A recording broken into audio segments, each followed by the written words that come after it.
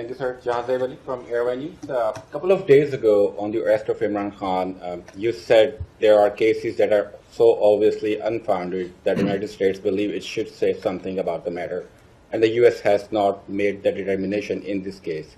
So what is it in Khan's case that makes you think it is not unfounded? What criteria do you use to make that determination if it is a founded or unfounded case? I will just say that we continue to believe that these are matters for the Pakistani people to decide.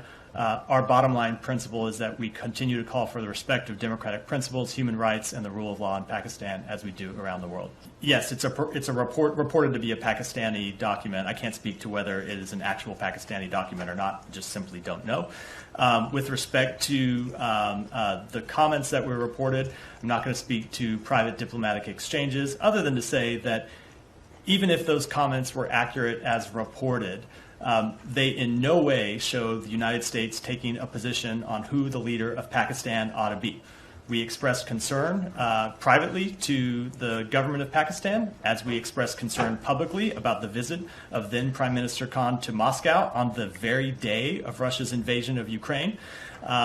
We made that concern quite clear, but as the former Pakistani ambassador to the United States himself has stated, the allegations that the United States has interfered in internal decisions about the leadership of Pakistan are false. As we've stated, they're false. They've always been false, and they remain false.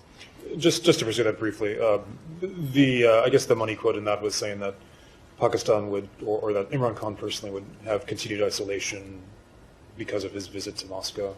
Is that, can you explain that in terms of, I mean, if we take that as given that that was an accurate comment, what that meant? So without stipulating whether it's an accurate or comment or not, if you take all of the comments in context that were reported in that purported cable, I think what they show is the United States government expressing concern about the policy choices that the Prime Minister was taking. It is not in any way the United States government expressing a preference on who the leadership of Pakistan ought to be. Well, look, Matt, just you can go. I think what I'm hearing is that essentially the substance of this report and the purported Pakistani cable back to Islamabad is accurate, but you're saying that but it is not the U.S. saying that then Prime Minister Khan should leave office. Is that correct? Close-ish. I cannot speak to the veracity. Close-ish, and I'll explain what I mean. I'll explain what I mean by close-ish. That's a diplomatic term. Exactly. I'll explain what I mean by that, which is I cannot speak to the veracity of this document. Okay. What I can, let me just finish. What I can say, even if those comments were all 100% accurate as reported, which I do not know them to be, they do not in any way show a representative of the State Department taking a position on who the leadership. They're commenting on. The Pakistani ambassador Masood Khan called on the U.S. to engage more closely with Pakistan as it continues to grapple with a host of threats, including last week's suicide bombing that killed at least 63 people. How can U.S.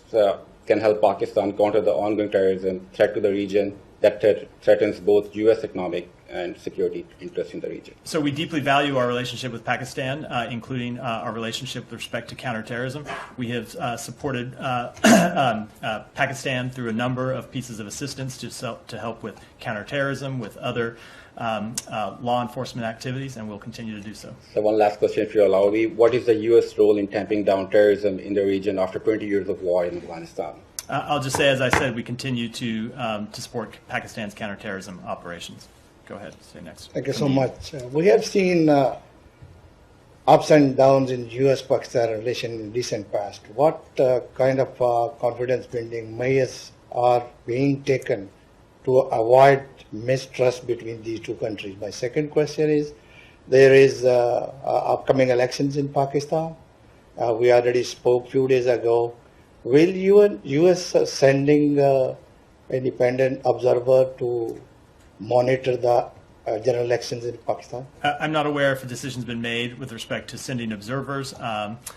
With respect to your first question, we will continue to engage directly with the Pakistani government, as we do at a number of different levels, and we will continue to engage in people-to-people contacts with Pakistan, who we consider a close partner.